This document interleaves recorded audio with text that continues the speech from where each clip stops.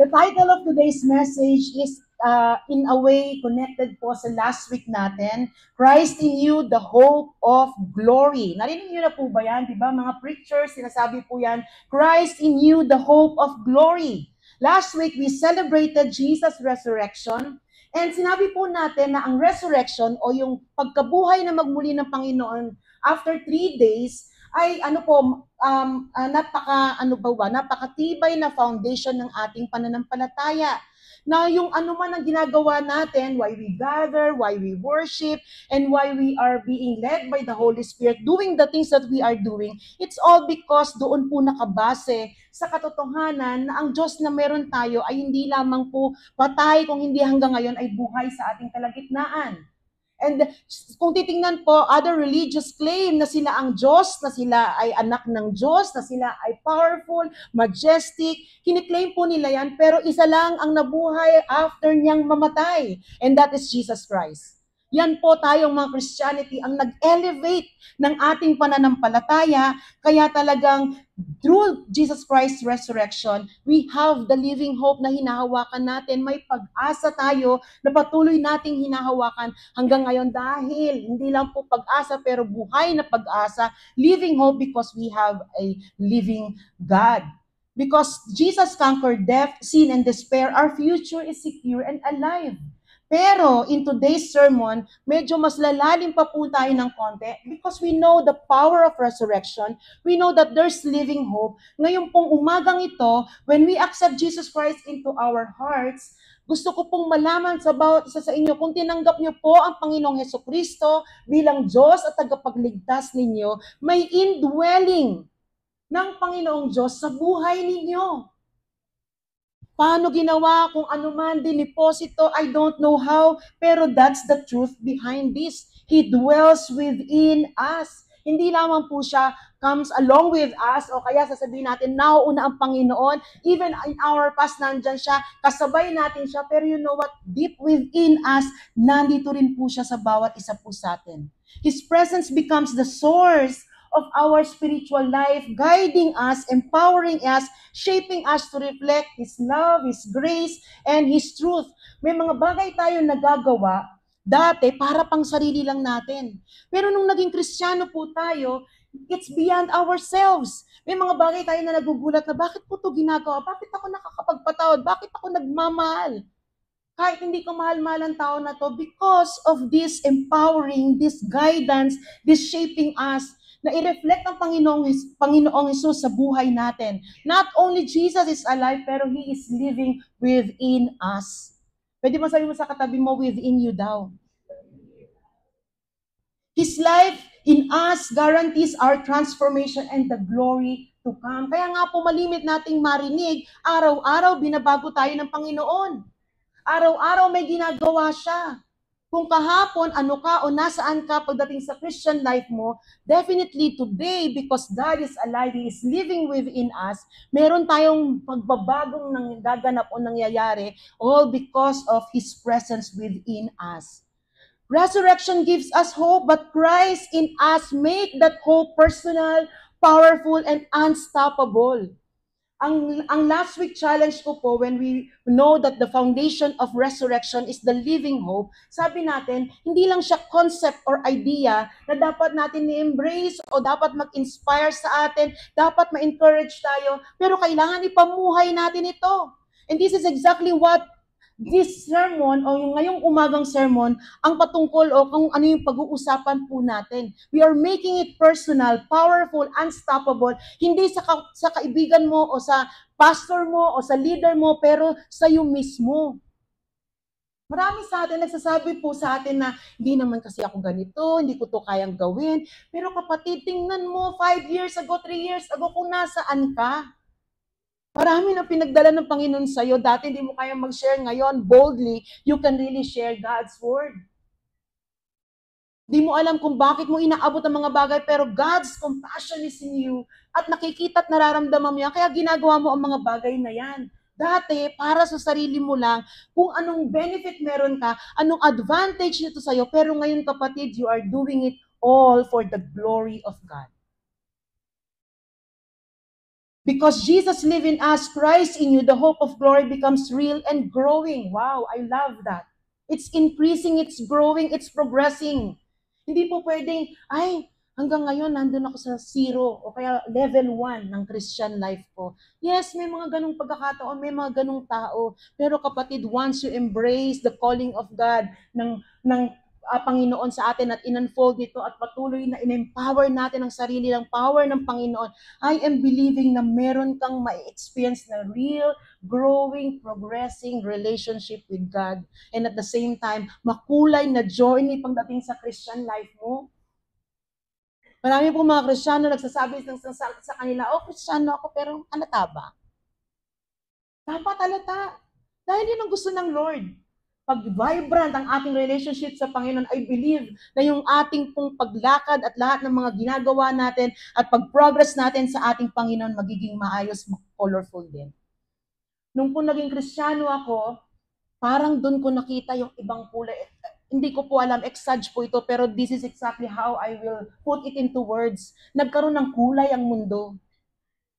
Pagdating sa ibang tao, nung na-in love sila, ganun yung kanilang na-experience. Nagkaroon ng kulay, gumanda. Pero you know what? Nung nakilala ko ang Panginoong Jesucristo, nagkaroon ng meaning ang lahat.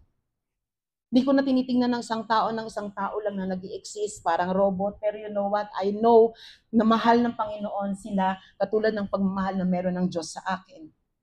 If last week we declared that Jesus' tomb is empty, our hope is alive. Ngayong umagang ito, we will proclaim na ang puso natin ay pinuno ng Panginoong Jesucristo because of that, our hope is growing toward glory.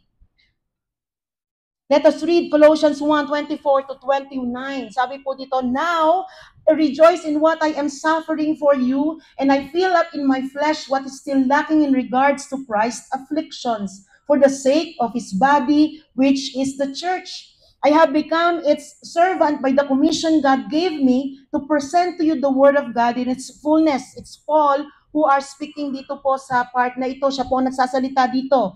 The mystery that has been kept hidden for ages and generations, but is now disclosed to the Lord's people. Sino po ang Lord's people dito?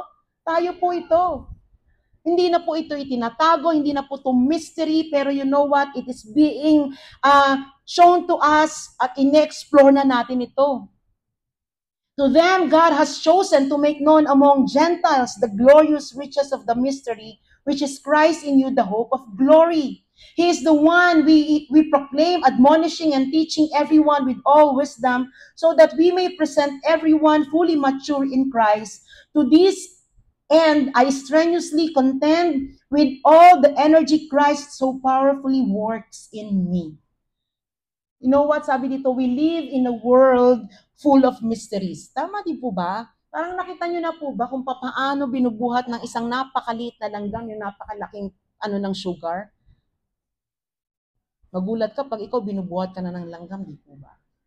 Pero di ba parang paano kaya nagagawa 'yon? Ang liit-liit pero yung ganung kalaki na crumbs o kaya o piraso ng kahit na anong pagkain nakakaya nilang buhatin. So, we are in a world full of mysteries on a personal level sa ating pong mga buhay. We are all drawn to mysteries, whether it's wondering about the future, seeking purpose in life, or trying to understand deeper spiritual questions. Pero gusto natin itong malaman. Hinahanap natin ito. We often find ourselves searching for answers. Tama po ba? Hindi lang po yung mga bagay-bagay na nakapaligid sa atin. Bakit kaya pag kumulimlim, ganito? Bakit kaya pag binato ko ang bola, ito mangyayari? Bakit kaya? Marami tayong mga bakit kaya inaaral natin at gusto natin hanapin ng sagot. Ako lang po yata ang hindi ganito. Usually, tamad po kasi ako sabi ko lang kay Raymond, bakit kaya ganon? Pag naano ko, hindi ko naiintindihan po yung sinasabi niya, pero umuo na lang po ako. Napakatalino po ni Pastor kasi. Kahapon, meron siya sinasabi na, kung saan nanggagaling ang power. Meron pa siyang mga kung ano-anong hydro-ek-ek, ganyan. Sabi ko, ko alam yun. Basta alam ko may kuryente. But anyway, we love solving riddles, discovering hidden truths, and uncovering secrets. Favorite ko po yata si Pastor Raymond. Ibahin ko na ng konti yung ano natin, ano po. Pero sabi dito, ang Bible daw, it speaks of the greatest mystery revealed far greater than any discovery ng human wisdom. So meron siya sinasabi, this is exactly what we will be talking about today, a mystery that was hidden from for generations but now has been revealed to us. Praise God. Kaya maraming nagsasabi sa atin, hindi ko maintindihan ng Lord, ang dami niyang mga bagay na pag binasa ko ang Bible, hindi ko alam. Kapatid, isik mo talaga ang Panginoon. Pumunta ka talaga sa time na kung saan you will meditate. Hindi lang babasahin, hindi lang po dadaanan, pero you will really make time for it. And you know what? I-reveal ng Panginoon yan sa'yo. It's not a riddle to be solved, it's a reality na ipapamuhay natin. It's not only to know intellectually, pero we have to experience it. We experientially dapat maranasan po natin. It's not just merely a concept nor idea, pero mystery has the power not only to change our future, pero i-transform po ang bawat isa sa atin inside out. Ito po yung sinasabi ko na araw-araw, binabago niya tayo.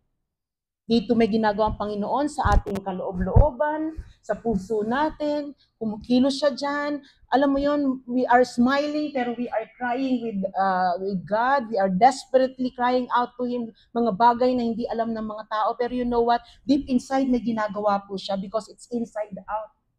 This truth is the cornerstone or foundation of faith and the fuel of our spiritual life. Huwag po natin lituhin ang ating mga sarili. Ano ngayon ang difference ng living hope sa hope of glory? It's just the same. It's just that living hope that has been offered to us, ipapamuhay natin, and let's make our lives powerful and mightily na gumagawa ng mga bagay para sa Panginoon. What is the mystery? The mystery is this: Christ in you, the hope of glory. Yan ang ni-reveal ng Panginoon sa bawat isa sa atin. And let's us open our heart today as we explore Colossians 1:24 to 29 at ma-discover natin yung reality of Christ living in us. Number 1, sabi po dito, the mystery of Christ in you. Inumpisahan ko po, inopen ko po ang sermon na ito that telling you na pag receive natin ng Panginoon, there is an indwelling of God sa ating mga buhay. Nandiyan na siya sa loob. Colossians 1:26-27, the mystery that has been kept hidden for ages and generations, but is now disclosed to the Lord's people. To them, God has chosen to make known among the Gentiles the glorious riches of this mystery, which is Christ in you, the hope of glory. For centuries, the presence of God was distant and hidden. Di ba natatandaan nyo sa Old Testament, hindi sila pwedeng ano tawag dito, yung ma-expose man lang sa glory ng Panginoon kasi patay sila pag na-expose sila sa glory. Walang kayang tumayo sa harapan ng glory ng Panginoon. Dahil talagang walang pwedeng makapantay sa kung ano yung holiness ng Panginoon, yung righteousness ng Panginoon. And the fact is, tayo mga tao ay makasalanan. It's hidden. It isn't distant. Remember, sila ay nagbibigay ng kanilang offering para yung kasalanan nila ay mapatawad. Kailangan perfect offering lamb para ibigay. And then the priest doon sa tabernacle will get your offering at siya ang mag-o-offer. Pag siya ay lumabas, sasabihin niya, pinatawad ka na ng Panginoon and magre-rejoice tayo, magse-celebrate tayo. Nung time na yon, kung ikaw ay Jews, Israelites. Distant, hidden, speaking through burning bushes. Ito lang po ang nangyayari. May thundering from mountains or dwelling behind the temple veil. But now, through Jesus Christ, grabe po, no? Buti na lang talaga, taon-taon hindi tayo nag-o-offer ng mga animal sacrifices. Buti na lang po hindi tayo hihintay ng yung patis o kung ano man dyan mangungusap sa atin. Because through the death of Jesus Christ and His resurrection, God's presence no longer reside in a building or in a place or in a tradition or in a kung ano man po yung ginagawang mga sacrifices na yan, pero it resides in us. Nasa Japan ka ngayon, Christ's presence is in you. Nasa Dubai ka, nasa iyo ang presensya ng Panginoon. Nasa kwarto mo ikaw, nasa iyo ang presensya ng Panginoon. Kahit saan ka magpunta, He is residing in us. When we place our faith in Jesus, we don't just receive forgiveness. Napakahalaga po nito ng forgiveness, pero hindi lang pala ito. We receive the indwelling presence of Christ through the Holy Spirit. It's a truth that will liberate us, mga kapatid. More often, lagi natin kino-qualify ang ating mga sarili according to the things that we are doing. Naku, makasalanan ako, hindi tama ginagawa namin. Pero kapatid, kinwalify ka na ng Panginoon sa kanyang pagmamahal. Yung blood niya, patuloy na binayaran ng Panginoon ng kasalanan. Ano pa ang inilalaban natin? All we have to do is to just really say, Lord, I will surrender, I will submit to what you want, then do your will sa aking buhay. This is not just Christ with you, it is Christ in you. Sabihin nyo nga po, Christ in you.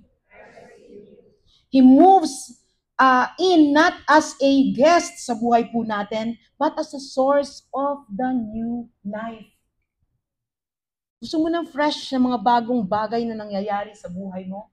Gusto mo ng mga bagong blessing, gusto mo ng mga bagong breakthrough, although hindi yun ang importante sa atin. It's an additional, it's a bonus pagdating sa Panginoon. Gusto mo ng peace na nanggagaling sa Panginoon. Gusto mo ng kapayapaan na talagang kahit ano ang gawin o kahit anong merong chaotic na nangyayari sa mundo natin, may war, may pandemic o kung ano man, you will continue to stand knowing na ang Panginoon ay nasa iyo. Then itong katotohanan nito, ang tayuan mo, He is the source of our new life.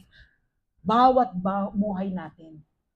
Maraming mga tao nawawalan na po sila ng pag-asa sa buhay nila. Ito na lang ba talaga ang buhay ko? Ito na lang ba? Pero when they focus their eyes on Jesus, I believe merong panibagong purpose na ibibigay ang Panginoon sa kanila.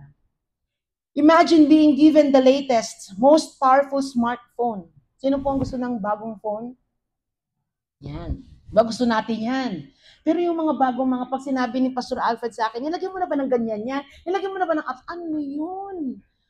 Basta ako, phone lang, gagamitin ko lang. Pero sa kanya, ganun. Sabi po dito, imagine being given the latest, most powerful smartphone. Meron pong magandang phone yung kasi live ko dito, di ba? No? Sabi, ayaw daw niya ng smartphone. O di okay lang, wow. Imagine daw, you receive this smartphone. Powerful or latest, yung kalalabas lang. Not just the device itself, but with everything fully installed, the fastest processor, unlimited battery life, the best apps, the strongest security system. Hindi lamang po yun, even yung aesthetic. Dati kala ko pag bumili ng cellphone, okay na yun, parang kailangan pang lagyan nung ano ba yung plastic na ilalagay na gano'n para daw hindi makgasgas, kailangan daw maganda yung ano, yung kanyang cover o kaya yung kanyang pinaglalagyan. Hindi lang yon. The phone comes in a sleek, modern design with a smooth glass finish. May pagtuturo po doon. Housed in a premium stylish case that's both protective and visually stunning, the perfect plastic cover adds an extra layer of durability while maintaining a slim, elegant profile that feels smooth in your hand. It's the ultimate combination of technology, functionality, and aesthetic beauty. Para po sa atin na hindi po mahilig sa ganito, ano daw yan? Pero para sa talagang mahihilig sa phone, alam nila kung ano yung sinasabi kong example. Gusto ko po sabihin, that's what God did for us. Hindi niya lang po tayo kinreate just to exist. Pero He didn't just point us to a better life. Hindi niya lang sinabi sa atin na may bagong direksyon na pinagpupunta ng Panginoon sa atin, but He gave us a new power source. Kompleto, package, full pack. Ibig sabihin talagang powerful. Ganun po yung pagkakagawa ng Panginoon sa atin. He placed the very life of Christ inside us. Wow! Sana no, hawa-hawa, I wish every time na malungkot tayo, every time na kinakain tayo ng buo ng storms ng buhay natin, every time na meron tayong sinasabing wala akong pera, kulang ito, ganito na lang ba talaga ako? Sana sabihin natin, He placed the very life of Christ inside of me. Giving me, sabi po dito, all I need to live powerfully, securely, and effectively for Him. Sana kapatid, hindi lang siya mabasa mo, hindi mo lamang siya, alam mo yun, okay, pero ipamuhay po natin. How? Sabi po dito, if Christ is truly in you, you are not who you used to be. Praise God. Your old identity is gone, wala na po yan. Your worth is no longer in what you do, but in who lives inside you. Sino ang nasa iyo? Sino kasama mo? Hindi ko to kaya. Sino kasama mo? Sino nandun sa loob mo? Naku, huwag mo muna sa akin pagawayan, tsaka na lang. Sino ba yung nasa iyo? Hindi ko kaya tong problemang hinaharap ko ngayon. Sino ang nasa iyo? Hindi sa bait, hindi sa status natin, hindi sa pagpapagal natin, pero sa Kristo na nasa atin. Amen po ba? Number 2, the hope of glory. In Scripture, pag daw sinabing glory, it refers to God's manifest beauty, presence, and perfection. It's actually the tangible expression na kung ano yung greatness, majestic, amazing ng Panginoon. Parang, kasi pag sinabi po yung mga words na yan, it's parang kulang po siya to really describe who God is. And pag sinabi pong glory, it's the demonstration of His divine attributes na talagang sobrang awe-inspiring para po sa atin. Hope, in another way, pag tinignan po natin ang hope, biblically, hindi lang daw po siya wishful thinking or yung mga bagay na uncertain ka about the future. Hindi yung ganito yan, sana all. Di po ba? Di ba mga ganito tayo, sana all. Hindi po ganun ang hope na meron tayo. Hindi sana all kasi bakit? It's bound to happen. Sabi po dito, it's a confident expectation. Bakit may confidence? Bakit may boldness kang sabihin na yes, yan talagang meron akong lakas ng loob na paniwalaan tayuan because it's rooted in the promises of God. Pag ang Diyos ang nangako sa'yo, hindi kanyan paaasahin lang. It is an assurance that when God has promised, all will come to pass no matter the circumstances, no matter how long. Kaya yung expansion na ninalagay ng Lord sa heart natin, I am excited to really see it. Kung hindi man sa generation ko, I know and I believe, pipikit man ako, mawawala man ako sa mundo to, I believe may gagawin ng Panginoon para gawin niya yun. Therefore, the hope of glory is the confident expectation that we will experience the fullness of God's presence both now and in eternity. Sino po ang nagsabing ano? Ano po ang sabi dyan? 50% lang ba? Sabi po dyan, no? Fullness. And I love that word. Kaya pag may mga pagkakataon po ako sa buhay ko na parang, alam mo yung parang meron akong struggle, meron akong striving na ginagawa, may effort akong ginagawa ng ako lang, lagi ko po tinatanong, Lord, ano yung naghihinder para yung fullness ng gusto mong gawin sa buhay ko ay talagang mapangyari? Baka meron akong kasalanan, baka may ginagawa ako na hindi tama, baka hindi nakakapagbigay ng kaayaan sa Panginoon. I have to really look at it because I want to experience that kind of fullness. Hope of glory will experience the fullness of God's presence ngayon at magpakailanman. Ate Mel, ano ba yung pwede ko? Magpakailanman. Yan. That glory is both future and present. Bakit po? One day we will be with Him in glory, di ba? Alam natin yan. Isasama tayo ng Panginoon. Nandun tayo sa heaven. May celebration. Pero ngayon pa lang, He is being glorified in us. And let's make it happen. The hope of glory is like having a guaranteed invitation to the grandest celebration ever. Hindi ka magwa-wonder if you'll get in dahil meron kang guaranteed na passes. Yung pass mo na ikaw ay papasok, ikaw ay magse-celebrate doon. I'll get in. You're simply preparing with excitement, knowing that best is yet to come and you're already tasting glimpses of it now. Kaya diba parang sasabihin natin, bakit kaya ganun? Sobrang grabe yung presence ng Lord nung nag-worship ako, na-experience ko ang Panginoon. Bakit kaya ganun may encounter ako sa Panginoon? Bakit kaya ganun ang na-experience? Glimpses. He wants us to taste that glimpses. Ngayon pa lang. Hindi ito parang, oy, may regalo ako sa'yo, pero after 10 years mo pa makuha. O basta yan, secured yan, sa'yo yan. Kuya Rogelio, sayo lang yan, pero after 10 years pa. Hindi, ang sabi ng Panginoon, ngayon pa lamang na-experience natin yan, narasahan na natin yan, na-excite na tayo dyan, at patuloy na gumagalaw at kumikilos na yan sa buhay natin. Yung fullness, doon natin makukuha yan. Sa time na kung saan sama-sama na tayo kasama ang Panginoong Jesucristo. That is why Paul could say in Romans 8:18, I consider that our present sufferings are not worth comparing with the glory that will be revealed in us. May problema tayo ngayon, medyo sobrang babang-baba tayo, iba yung nangyayari sa atin, pero kapatid, compared with the glory that will be revealed in us, worth it po ang lahat ng pinagdadaanan natin. Even when life is hard, we will live with confidence because meron pong glory that is far outweighs the pain na nararamdaman natin ngayon. Yes, maraming pagsubok, maraming iyak, pero kapatid, pagdating sa panahon na nandun na tayo, sabi ko dyan, that glory is worth it ng lahat ng ating pagpapagal o hirap.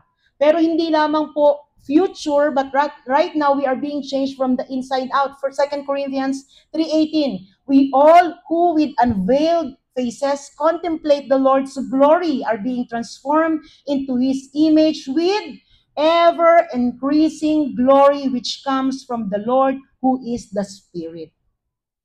Kaya wala tayong ibang pagpupuntahan kung hindi ang mag-upgrade, pumunta sa next level, mag-soar high para sa panibagong yugto ng buhay na in-open sa atin ng Panginoon, pataas because it's ever increasing. Araw-araw, oras-oras, binabago tayo ng Panginoon. May nangyayari sa atin. Transformation is happening now from glory to glory. Alam niyo po yung caterpillar, di po ba? Bago po siya maging isang napakagandang butterfly, pangit muna siya. Isang uod. Pag nakita mo siya, ano ba to? Ganun, hawak-hawakan mo pa, di po ba?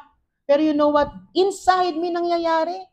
At magugulat ka, paano nangyari yun na naging butterfly siya na napakaganda ng kulay? Similarly, Christ in you begins a transformation. Meron siyang inumpisahan, pero faithful din ng Lord na tapusin ito because you are bound to glorious destiny. Amen. Sabi mo nga sa katabi mo yan, bound ka raw sa glorious destiny.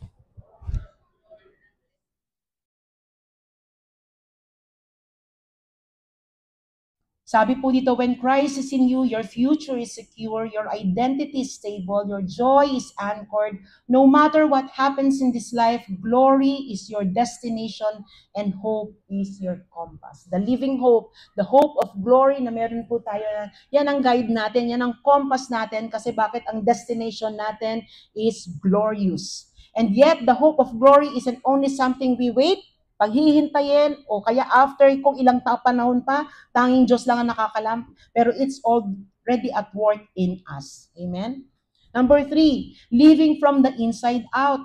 Sabi po dito, Christ in you is not just a theological truth. Marami po sa atin, pag tinuturo, yun lang ang kuha natin. Ay, katuruan, prinsipyo ang tinuturo, theology ang tinuturo. Pero sabi dito, it is a living reality that changes how you walk, how you talk, how you think, and how you live. Ilan po sa atin yung pagka naririnig natin, oo nga marami pong parang nasa movie kapag pinapanood mo yung mga bagay na nire-remind sa'yo ng Lord, connected dito po sa ating pinag-aaralan. Sana po hindi yung pagkain mamayang lunch ang nasa isip, okay, saan kaya kami pupunta, saan kaya kami bukas, ayun po sana, hindi po sana, yun po. Sana habang nakakapakinig tayo ng salita ng Panginoon, meron siyang mga bagay na tinuturo at nire-remind sa atin. Let's allow that moment dahil meron siyang ginagawa sa atin. Christ in you is not just a doctrine to believe, hindi lang ito preaching, it's like a reality. It's really a reality para po ipamuhay natin. Galatians 2:20, I have been crucified with Christ and I no longer live, but Christ lives in me. The life I now live in the body, I live by faith in the Son of God who loved me and gave Himself for me. Galing po nito, because Christ live in us, we can, unang-una, forgive when it hurts. Ito yung kanina ina-example ko. Hindi na tayo naglilista ng pagkadami-dami. Gusto mo pala ng listahan, Ito ang mga bagay na ginawa mo sa akin. Minsan may mga ganun tayo. Lumaki po ako sa ganung pamilya. Parang 1960 pa nangyari hanggang ngayon. Fresh na fresh pa rin, 2025 na. Parang hindi na talaga naka-move on. At para talagang pag kinuwento ng tao yung pain na yon, sobra talaga mararamdaman mo, kahapon lang ba nangyari yan? Ay, hindi, no, 1960 pa. When forgiving feels too painful, kapatid, ang grasya ng Panginoon will give you strength to release it and heal. Marami pong mga bagay sa buhay natin na tinuturo ng Panginoon na tingin natin napakahirap gawin, which is true.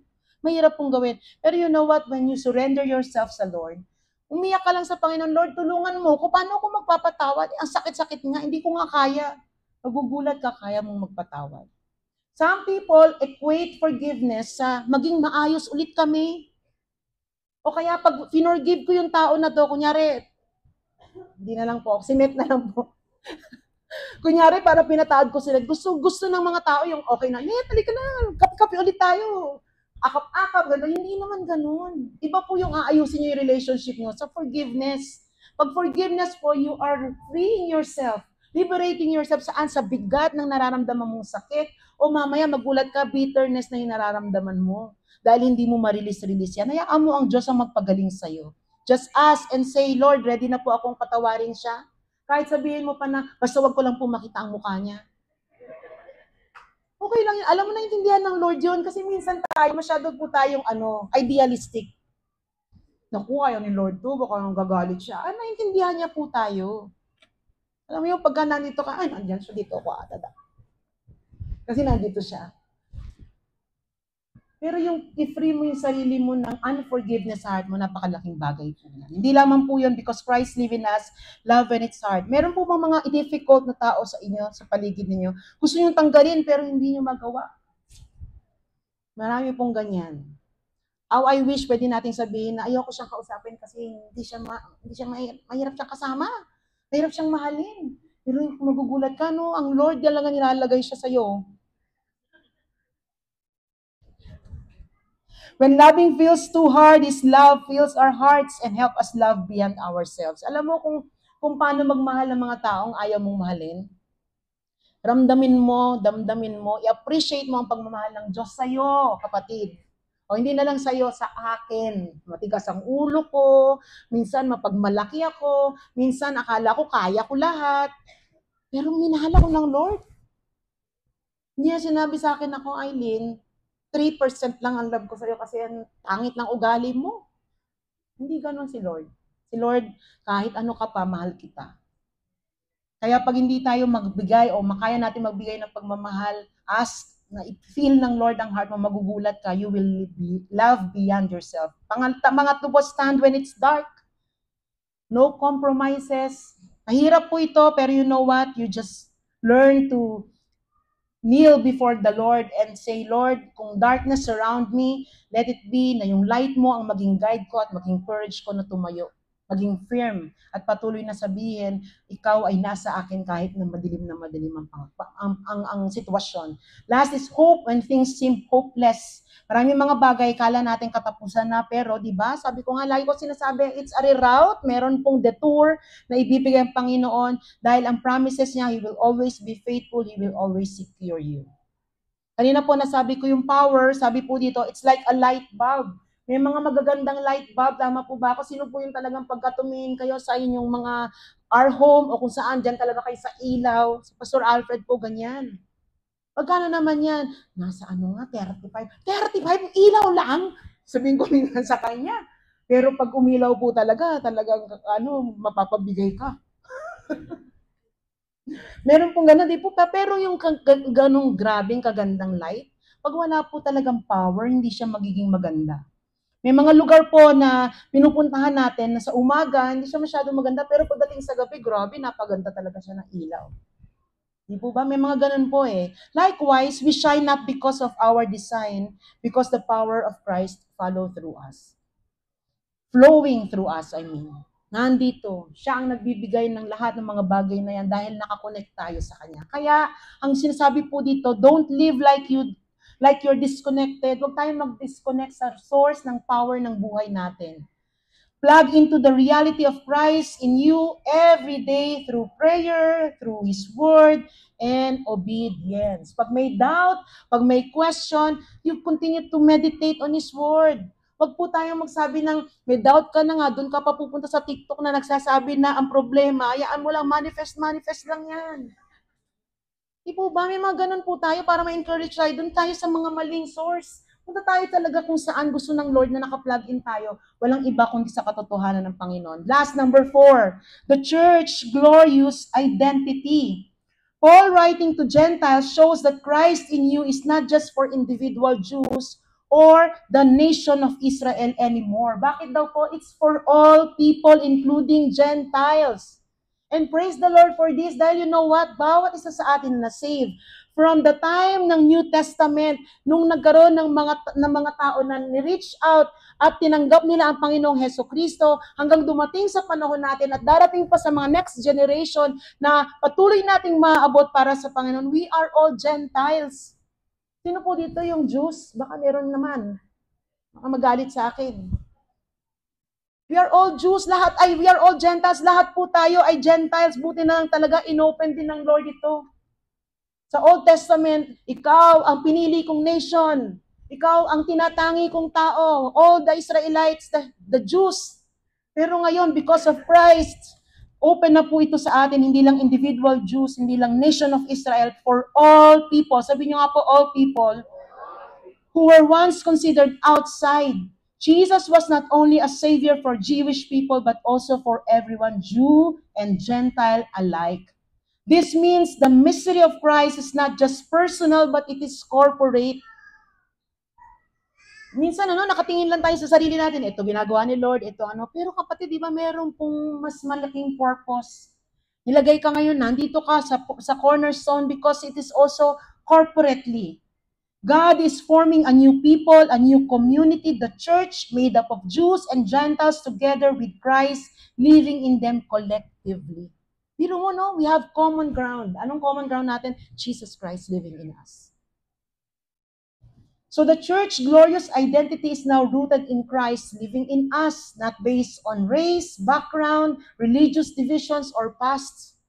Mga pangit na nangyari sa atin, pero based on Jesus Christ living in us. In short, Christ in you individually gives you new life, pero Christ in us, collectively, bilang isang church, cornerstone, creates a glorious new people, cornerstone, the church, o mismong tayo, who are called to grow in maturity and reflect His glory together. Bakit kaya po lagi namin sinasabi, Sea Life, mag-join kayo, please be with us sa Sea Life, because we really want to see you growing and maturing para sa Panginoon. Napakadami natin nami-miss pag wala po tayo sa ganung group.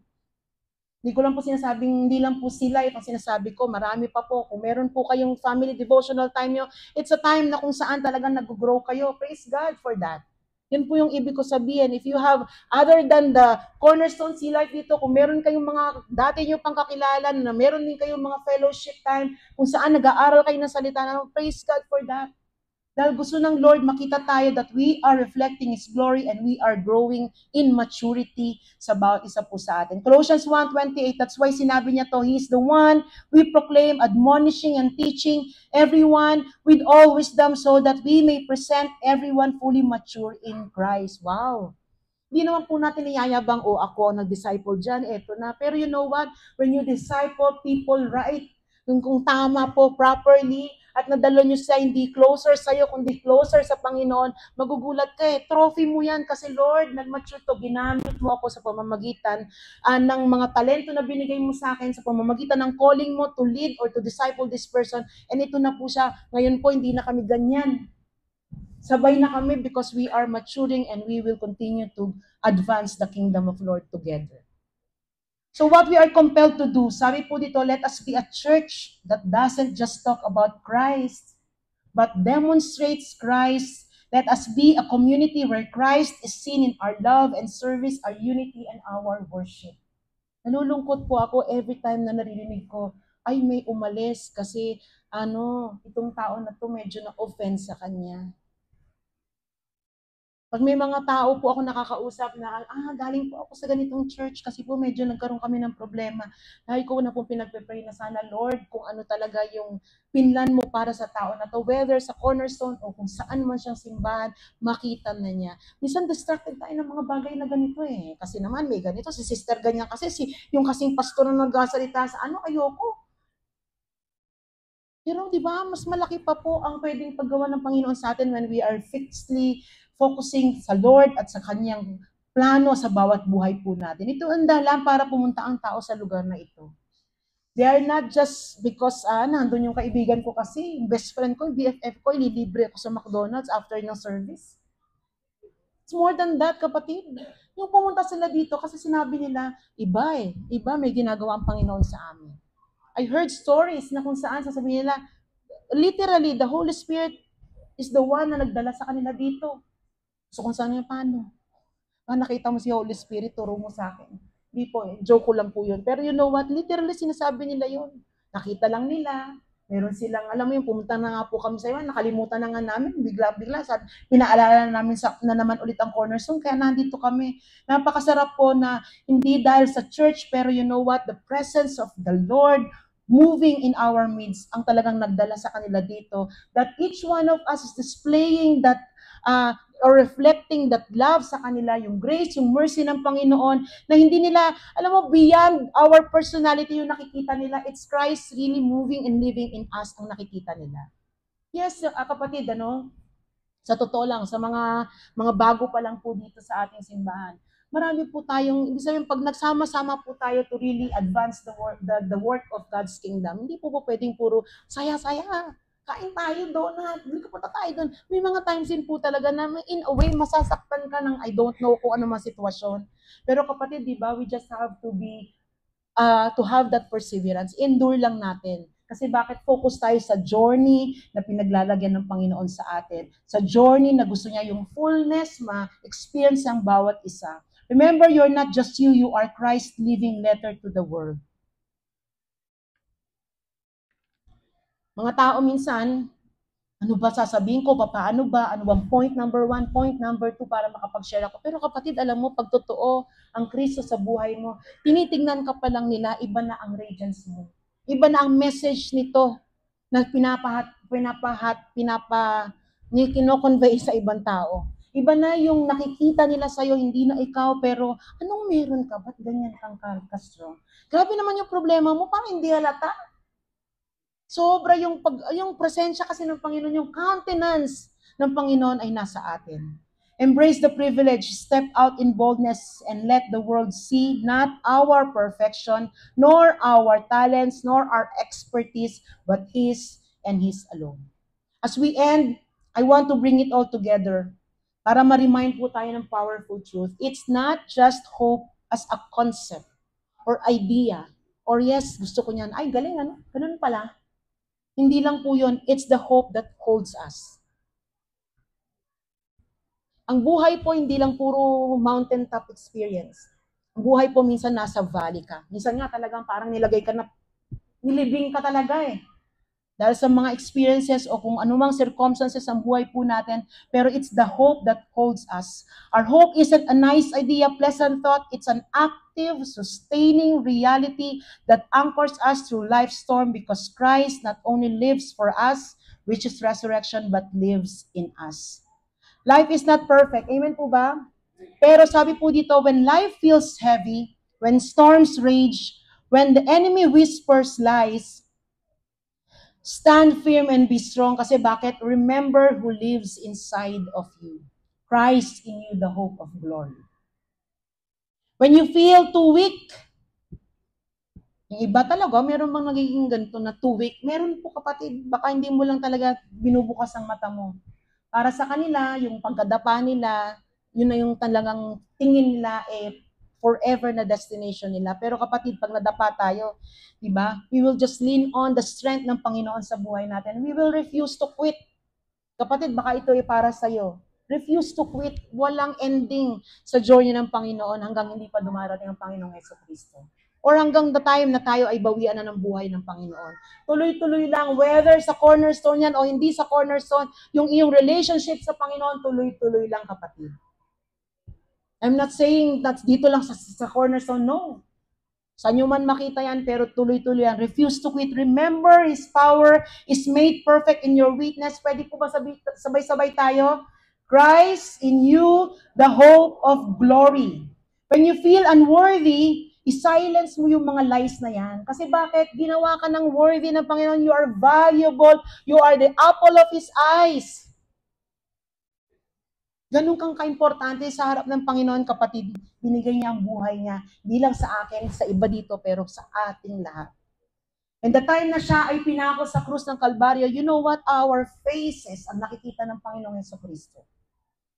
Ginagawa ko to para kay Eileen, ginagawa ko ito para kay Ryan, ginagawa ko ito para kay Net, ginagawa ko ito para kay Jenny, ginagawa ko ito para kay Joanne. I-silence natin ng lies, i-declare natin ng truth. Remember, the worthy one lives in you. Pwede po ba? Sabay-sabay to yun. Christ in you, the hope of glory. When you wonder if you'll make it, may doubts, meron kang question sa sarili mo, sa talento mo, o may question ka pagdating sa power ng Panginoon, fix your eyes on your true destiny and your ground. Remember, glory is your destiny and Christ is your guarantee. Christ in you, the hope of glory. Amen po ba? Lagi natin tatayuan ang katotohanan na ito. Pwede tayong bulagin ng sitwasyon sa buhay natin, pwede tayong i-discourage, pwede tayong i-down, pero kapatid, tumayo ka sa katotohanan. At hindi lang katotohanan, yung power na ito mag-work sa buhay natin, the hope of Christ in me, the hope of glory. Si Kristo at si Kristo lang, tatayuan ko dahil bakit? Capable ang Lord. Able si Lord. Kaya niyang gawin ang mga bagay. Nothing is impossible to God. Nothing is too difficult sa Panginoon. Everything is possible. Pag sinabi niya, gagawin niya, kapatid. Never doubt His faithfulness, His love sa atin. Pwede po bang tayo tumayo? Before po tayo kumanta, I want all of us to respond on the challenge. Lately po, ito yung dealing ng Lord sa akin personally. That yes, meron tayong message, meron tayong challenge na nakuha, iba-iba man ang bawat isa sa atin.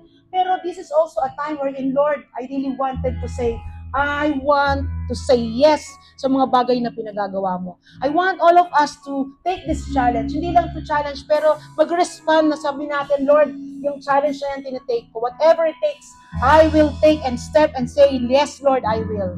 Knowing you carry the very glory of God within you. Christ in you, the hope of glory. Christ that is living in you. Christ that has been deposited in you through the Holy Spirit. The power that resurrected Jesus 3 days ago after niyang mamatay is the same power that is within us. Kapatid, ang tanong ko, will you live boldly? Pwede po ba itaas natin kamay if we say yes? Will you live boldly? Will you obey boldly? And will you walk boldly, Lord? I will obey and I will walk. Tama na yung Lord. Gusto kong maging better version lang. Pero Lord, ito ang pagpipray natin, Lord, I want to reflect you in my own life. Kung gaano man tingin ko sa sarili ko, kung gaano man kaliit. Pero Lord, let it be that your glory will radiate through my life, Lord God. Let my life be an instrument, be a vessel of your presence, Lord God. If you are saying our lives, Lord God, is in us, ikaw, Panginoon Jesucristo, ay nasa amin, Lord, let it be. Ang purpose nito, Lord God, ay patuloy na mangusap, patuloy na mag-minister, patuloy na gamitin mo, Panginoon, sa ibang tao. We are not settling for being better person, pero Lord, may we witness the living Christ through my life, Lord God. Lord, thank you, Jesus. Let His strength be our strength. Let His peace be our peace. Let His glory be our story. And we will say, Christ in me, Lord God. Christ in me, hope of glory. Shine through my life. Thank you, Lord God. Thank you, Jesus. Oh, glory to you. Thank you, Lord. Let's worship God. And the Lord brings their transformation. And the living rivers is fire in you. What said it's just a Lord. Into the resurrection life. If I saw you in the suffering, when I saw you when you died, and when you returned to life, every angel can change. Yes, yes, Lord. Thank you.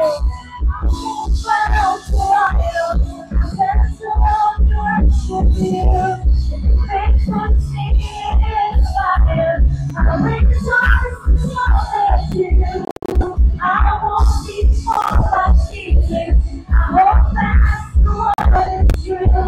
Because my transformation, I'll be crucified with you. Instead, it's just a story.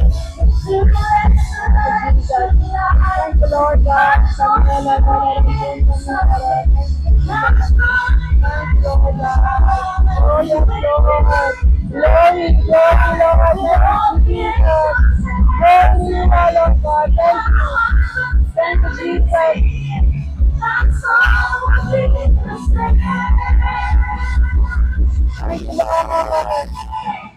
Oh, Christ be magnified. Let His praise arise. Christ be magnified in me. Oh, Christ be magnified from the altar of my life. Christ be magnified in me. Oh, be magnified, thank you, Jesus. Let His praise arise. Christ be magnified in me. Let's worship our God. Thank you, Jesus.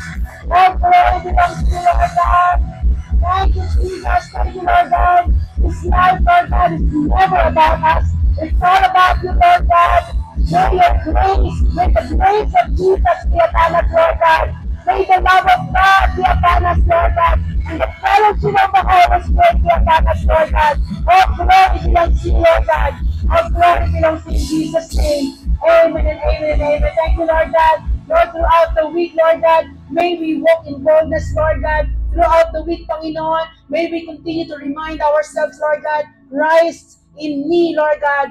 The hope of glory is in me. It's within me. And Lord, allow our lives, Lord God, speak of who you are sa aming buhay. Let our lives, Lord God, be a reflection of your faithfulness and of your goodness, Lord God. Gamitin mo po kami, Panginoon. Hayaan mo, Lord God, that as we do things na pinapagawa mo sa amin, whether kami ay nasa eskwelahan o kami, Lord God, ay nasa opisina o businessman po namin o simpleng nasa bahay lang kami, Lord God. Lord, allow us, Lord God, to have that kind of awareness, Lord God, in our lives, Lord God, that we will fully aware, Lord God, na nandito ka na sa amin, kakasama ka namin, Lord God. You're empowering us, you're equipping us, Lord God. And Lord, let your purpose and your will be done sa aming mga buhay. Salamat po, Panginoon. Bless us throughout the week, Lord God. Ano man ang mga meetings namin, transactions, o ano man ang plano na meron kami throughout the week, Lord, let it be, Lord God, that your presence will always be upon us, Lord God. We just receive your goodness. We just receive your faithfulness. We receive your blessings. We receive your protection, Lord God. And we continue, Lord God, to say thank you and we glorify your name. All of us will say amen and amen. God bless everyone. Our prayer leader, and nandito po para ipanalangin po kayo after our service. You can approach her.